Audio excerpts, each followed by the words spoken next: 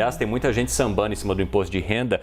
O próprio presidente da Câmara, Arthur Lira, já teve uma votação adiada e ele, ao adiar essa votação, disse: olha, esperar um consenso sem uma discussão acalorada é difícil num tema como esse que muda tanta coisa para tanta gente. Quais são os principais pontos, então, dessa reforma e o que gera mais tensão durante esse diálogo, né? Um diálogo que a gente espera dos representantes políticos? Pois é, muita água ainda vai rolar, a gente está só no começo dessa conversa sobre reforma tributária, mas a gente vai destacar aqui quais foram os principais pontos que a gente já viu até o momento que estão nesse texto que deve ser votado amanhã. A reforma tem duas mudanças principais para a pessoa física. A primeira é que a faixa de isenção do IR, que hoje vai até R$ 1.903, passaria para R$ 2.500 e as outras faixas seriam reajustadas em 13%. A segunda mudança para a pessoa física é que o desconto simplificado de 20% vai ficar restrito a quem recebe até R$ 40 mil em rendimentos tributáveis por ano. Para pessoas jurídicas, o ponto principal de mudança é que a proposta prevê queda do imposto de renda sobre pessoa jurídica e da CSLL, mas passa a tributar os dividendos em 20%, que hoje são isentos. E aí a gente passa para a nossa segunda resposta da pergunta do Evandro, que são as críticas. Quais são as críticas vistas nesse texto?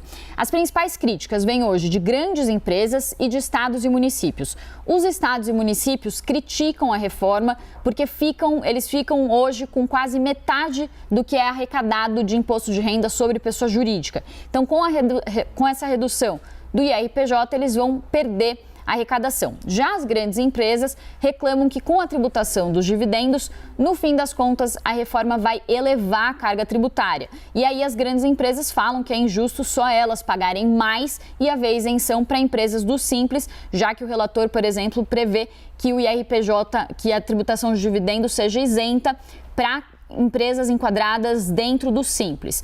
Também há críticas sobre pontos que afetam as pessoas físicas. Uma delas é que para fechar conta do aumento da faixa de isenção e também para fechar conta da isenção para alguns grupos de empresas, a classe média vai pagar uma parte dessa conta com o fim do desconto simplificado. E mesmo a parte da correção das faixas do imposto de renda, que tem um consenso aí mais positivo, uma avaliação mais positiva, essa parte da reforma também prevista deixa a desejar, já que apesar dessa correção, a defasagem em relação à inflação não foi toda corrigida. Então, a tabela é reajustada em uma parte, mas continua com uma defasagem em relação à inflação.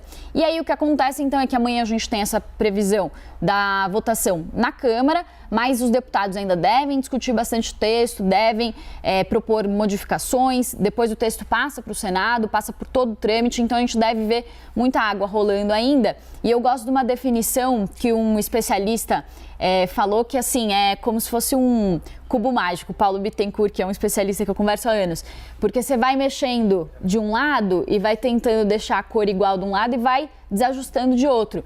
Então é um tema muito complexo mesmo por natureza, então a gente ainda deve ver bastante discussão sobre isso. Olha que é difícil, porque para montar um cubo mágico, difícil. Só o Evandro Imagina mesmo. De tributos, então, um cubo mágico de tributos deve ser uma esse coisa... cubo mágico, eu não sei daqui quantos anos eu entrego para você.